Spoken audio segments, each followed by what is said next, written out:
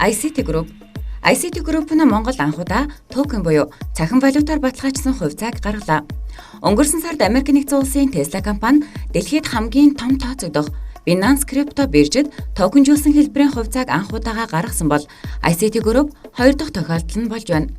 ICT Group үндэсний газар зүйн систем, үүлэн технологийн хөгжүүлэлт, хиймэл оюун ухаанд суурилсан програм хангамжийн хөгжүүлэлт, үндэсний блокчейн платформын хөгжүүлэлт зэрэг томоохон төсөл хөтөлбөрөөр санхүүжүүлэх зорилгоор энэхүү токенжуулсан үнэт цаасыг гаргажээ. Харилцаа холбоо мэдээллийн технологийн газар. Харилцаа холбоо мэдээллийн технологийн газраас санаачлан салбарын стартап компаниудыг олон улсын зах зээлд гаргах, төрөөс дэмжлэг үзүүлэх, төлөвлөгөө боловсруулах, төр болон хувийн хвшлийн хамтарсан ажлын хэсгийг 2 сарын өмнө байгууллаа.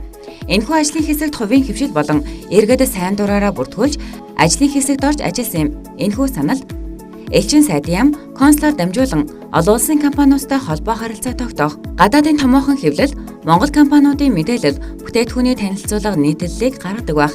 Монголын хууль эрх зүйн орчны талаарх мэдээллийг тухай бүрдэн цагаалуулгүй орчуулан түгээх, гадаадын хөрөнгө оруулагч, мэргэжилтнүүдийг мэдээллээр хангадаг болох, гадны хөрөнгө оруулагч нартай холбох, үйл ажиллагааг тогтмол зохион байгуулах, төр хувийн хвшлийг холбосон найдвартай экосистем бий болгох зэрэг саналуудыг тусгажээ. Ажлын хэсгийн санал тунгадахгүй засгийн газарт хүргэгдэнэ. Dubai Coin.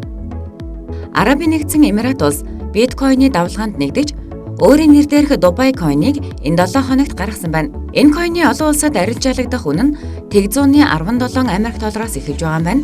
Arabian Chain Technology компани мэдгдснээр энэхүү Dubai Coin-оор ирээдүйд бараа бүтээтгүүн үйлчилгээг цахим болон дэлгүүрээс нь худалдан авах боломжтой болж, уламжлалт мөнгөн дэвсгэртийг орлуулах зорилготой юм байна.